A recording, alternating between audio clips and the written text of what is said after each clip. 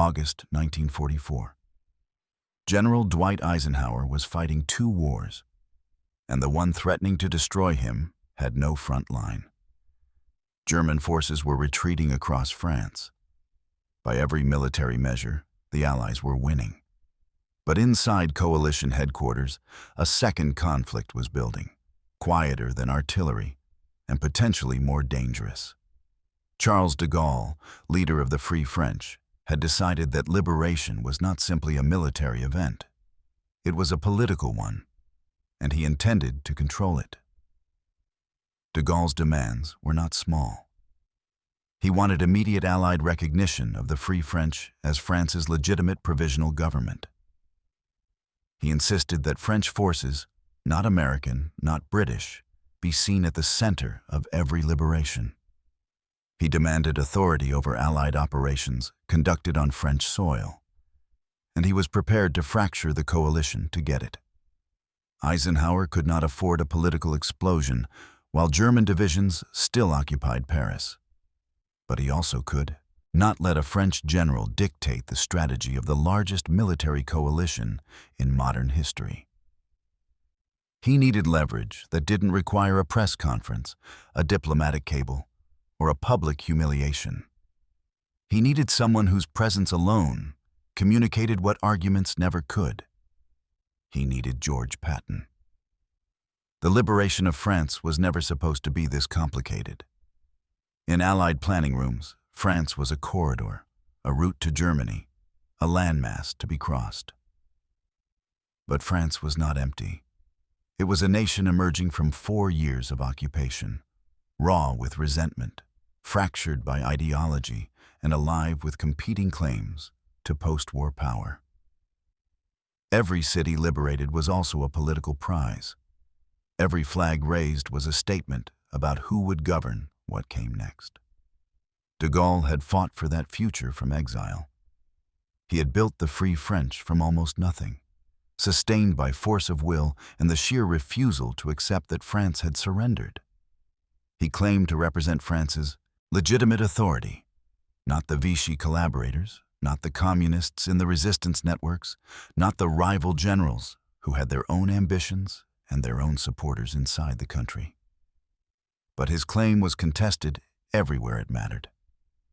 Inside France, resistance factions that had bled and died under occupation were not prepared to hand authority to a general who had spent the war in London. Churchill found de Gaulle maddening. Roosevelt considered him unreliable, a man more interested in French prestige than in Allied objectives. Eisenhower, who had to work with him, concluded that de Gaulle's primary concern was not defeating Germany. It was ensuring that France, his France, emerged from the war with its dignity intact and its leader in power. But de Gaulle held one card that neutralized all of that. He commanded French military divisions fighting inside the Allied order of battle. And in early August 1944, as American armor broke out of Normandy and swept east, he played it. De Gaulle demanded that French forces under General Philippe Leclerc be given the honor of liberating Paris, not as part of an Allied operation, not alongside American units, not under American command coordination, as a French action. France liberating France. Eisenhower had days to decide, and the wrong answer could cost him everything. To understand why that demand was so dangerous, and why Eisenhower couldn't simply refuse it, you have to understand what France actually was in the summer of 1944. Not the France of maps and supply routes, the France of wounds, ideology, and power that hadn't yet found its shape. Before we dive into this story, subscribe and leave a comment telling me where you're watching from. Every view helps bring more stories like this to life. 4 years of German occupation had not simply wounded France. It had split it open. The country the Allies were liberating in the summer of 1944 was not a unified nation waiting gratefully for rescue. It was a fractured landscape of competing loyalties, suppressed grievances, and rival factions who had spent 4 years making different, and often incompatible, choices about how to survive. Liberation didn't resolve those divisions. It activated them. De Gaulle's Free French represented one claim to post-war authority. But inside France, the internal resistance networks had their own hierarchy, their own heroes, and their own ideas about who deserved power. Communist fighters who had bled in the streets of Lyon and Marseille were not going to hand the country to an exile who'd spent the war in London. Regional commanders had developed independent loyalties. Ambitious French generals, men who had fought, suffered, and built reputations inside occupied France, saw the Allied advance as the moment their sacrifices would be rewarded. Allied planners watched all of this with genuine alarm. The nightmare scenario wasn't a military one. It was political. Liberation, triggering civil unrest. Rival factions turning their weapons on each other. Competing governments declaring themselves legitimate in the same week. The collapse of unified French command after liberation could destabilize everything the Allies had bled to build. De Gaulle understood this better than anyone, and it made him more dangerous, not less. He wasn't simply pursuing honor for its own sake. He was racing to establish undeniable authority before the chaos could give his rivals an opening. He was also deeply suspicious that Roosevelt and Churchill, who had never fully trusted him, would use the post-war settlement to diminish France's standing. Liberation was coming. That much was certain. Who would own it? That was still very much in play. Here's the part that catches most people off guard. The Allies didn't actually want Paris. In pure military terms, the city was a liability. German forces were retreating east. The strategic objective was to keep them running, maintain pressure, close the gaps, prevent them from regrouping on German soil. Paris offered no tactical advantage in that equation.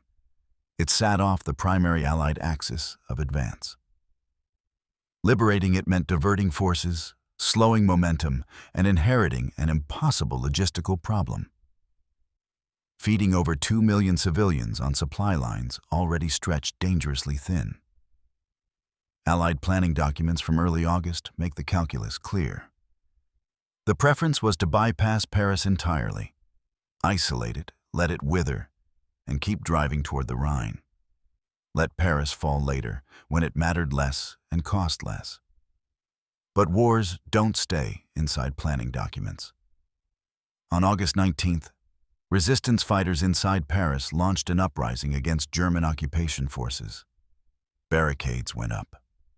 Gunfire echoed through the streets. The city that Allied commanders had hoped to avoid was suddenly alive and exposed. German commanders began issuing threats. If they were going to lose Paris, they would make sure. The Allies inherited rubble. Explosives were positioned near bridges, monuments, key infrastructure, and de Gaulle made his position brutally clear. If the Allies did not move immediately, France would. He would send French forces into Paris with or without Allied coordination, and accept the consequences. Eisenhower was staring at an equation that had no clean solution. Military strategy said bypass the city. Political reality said that was no longer possible. The resistance had forced the timeline. De Gaulle had forced the stakes. And the threat of Paris burning forced Eisenhower's hand. Paris was no longer optional. It was unavoidable, and it was dangerous. The liberation of Paris would be remembered as a French triumph. And in the ways that mattered most to a wounded nation, it was. French soldiers would enter the city first. French flags would fly from liberated buildings. French commanders would accept the German surrender. The photographs, the newsreels, the stories that would shape France's post-war identity. All of them would center French action, French courage, French redemption. But beneath that narrative was a structure most people would never see. The French division chosen to lead the assault, General Philippe Leclerc's 12e Division Blindée, was equipped almost entirely through Allied supply channels. American tanks, American fuel, American radios coordinating movements across a battlefield managed by American command posts. Leclerc's men were brave, capable, and deeply motivated.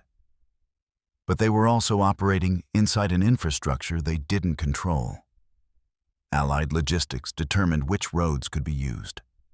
American transport prioritized which units moved when. The entire operation depended on a supply network that stretched back through Normandy, across the English Channel, and into depots managed by officers who answered to Eisenhower, not de Gaulle. And watching all of this, positioned just close enough to matter, was George Patton's Third Army. Patton embodied everything the Allies had that no one else could match. Speed that compressed timelines, mobility that redrew maps overnight, and operational momentum that made delay feel like defeat. His forces weren't entering Paris. They didn't need to. Their presence nearby was enough to remind everyone what the alternative looked like if political theater tried to override military reality. The liberation would look French. It needed to look French. France's dignity depended on it.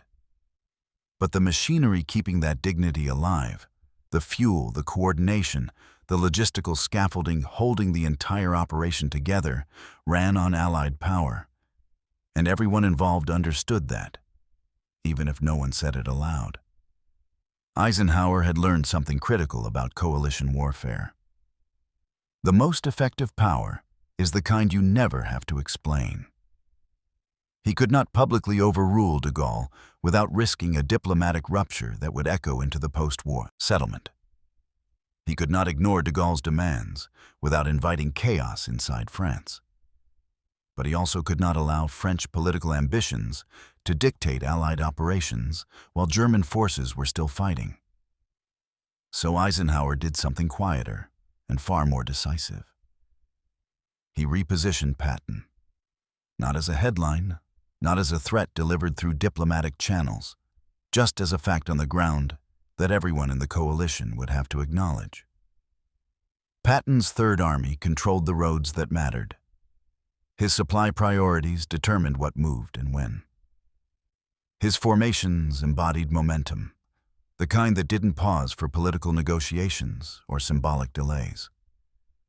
Patton's new mission wasn't written in orders or discussed in press briefings. It was implicit in his positioning. He became the unspoken reminder that the Allied war machine operated on American fuel, American transport, and American operational control. French forces could lead the visible elements of liberation, but the infrastructure sustaining that visibility answered to a different chain of command. This was pressure without confrontation, authority without insult. Eisenhower never needed to say, "We control this." Patton's presence said it for him. There were no speeches about American dominance, no diplomatic cables threatening consequences, just the reality that everyone inside the coalition understood. If you wanted to move an army, you needed roads. If you wanted roads, you needed fuel. And if you wanted fuel, you worked inside the system Eisenhower controlled. The mission had to succeed before de Gaulle's next ultimatum arrived. Because the next time politics collided with military necessity, there might not be time for subtlety. By August 24th, Paris was burning through its final hours of occupation, and no one knew if liberation would arrive before catastrophe. Inside the city, resistance fighters were holding positions they couldn't sustain much longer. German forces, cornered and increasingly desperate, still held enough firepower to reduce entire districts to rubble if they chose to make their stand costly. The threat to destroy bridges, monuments, and infrastructure wasn't rhetorical. Explosives were in place. Orders had been drafted. De Gaulle was relentless. Every hour of delay, he argued, increased the risk of massacre. Every postponement made the eventual liberation look less French and more like a rescue. He demanded immediate action, and made it clear that if Eisenhower hesitated, French forces would move independently. Eisenhower spent those final hours calculating variables that couldn't be cleanly measured. Political fallout versus military cost, symbolic necessity versus logistical strain, the risk of chaos inside Paris versus the risk of fracture inside the coalition. Then he made the call. Paris would be liberated. Leclerc's division would lead the entry.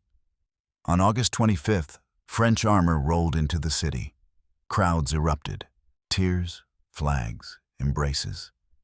The images that would define liberation for generations.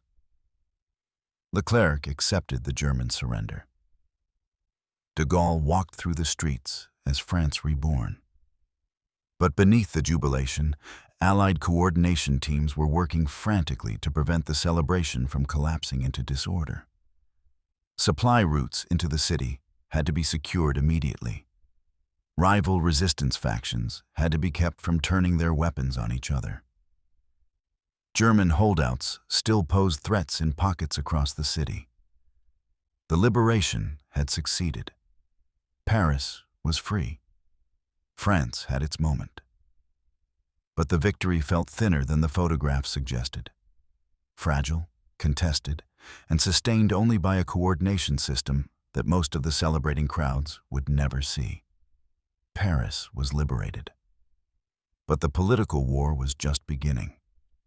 In the days following the city's fall, rival French commanders began maneuvering for influence. Regional resistance leaders who had spent years fighting in the shadows now expected recognition and authority. Communist factions demanded seats at the table. Ambitious generals positioned themselves for post-war appointments. De Gaulle's claim to leadership, however forceful, was far from universally accepted inside France. Allied command watched these fractures with growing alarm. The nightmare scenario, France descending into internal power struggles while German forces regrouped to the east, was becoming plausible. Eisenhower's response was characteristically quiet. He deployed Patton not as a conqueror, but as a stabilizer. Third Army units moved to secure critical road junctions, supply depots, and communication lines across liberated territory. Patton's presence wasn't announced with fanfare. It didn't need to be. His reputation preceded him, and so did the operational reality he represented. French commanders who had been vocal about operating independently suddenly found that independence required resources they didn't control. Roads ran through sectors managed by American forces. Fuel allocations flowed through channels Patton prioritized. Communication networks depended on equipment maintained by Allied logistics teams. The opposition didn't collapse. It softened. Rival factions still competed for influence inside French politics, but they stopped threatening to break with Allied command. De Gaulle's rivals found that challenging his authority was one thing. Challenging the operational structure sustaining the entire liberation was another. No confrontations, no public ultimatums. Just the quiet realization that defiance carried costs no one could afford. Eisenhower had proven a principle that would define the rest of the campaign. Power implied is often more effective than power used. Patton never fired a shot to silence France's rivals. He didn't have to. His presence did the work for him. By early September, the Allied advance resumed its eastward drive, unified, coordinated, and intact. Paris had been liberated with French forces at the center of the story, exactly as de Gaulle had demanded. France emerged from occupation with its dignity preserved, its leadership recognized, and its narrative of self-liberation secured. The photographs, the newsreels, the accounts that would shape memory, all of them confirmed what mattered most to a wounded nation. France had reclaimed itself. And yet, beneath that essential symbolism, Allied command remained unbroken. Eisenhower's balancing act had succeeded precisely because it never forced a public choice between French pride and military reality. De Gaulle received the recognition he needed. French forces received the visibility they deserved. But the operational structure, the roads, the fuel, the communications, the coordinated movements that made liberation possible, remained under unified Allied control. Patton's role in that success would never make headlines. There were no dramatic speeches, no celebrated confrontations, no moments designed for cameras.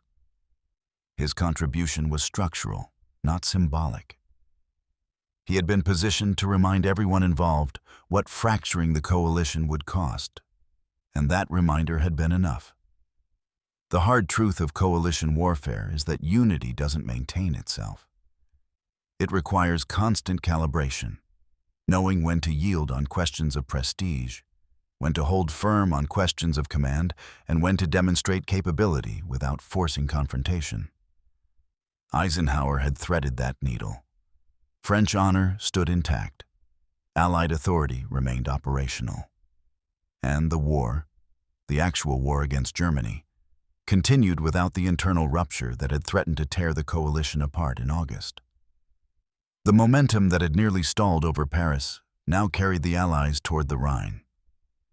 The alliance had survived its most dangerous political test, and it had done so quietly. The liberation of Paris is remembered for what the world saw. Jubilant crowds, French flags flying from the Eiffel Tower, a nation reclaiming its dignity after 4 years of occupation. Those images are true, and they mattered profoundly. But they're not the whole story. The deeper victory, the one that shaped the outcome of the war, happened in the spaces between those photographs.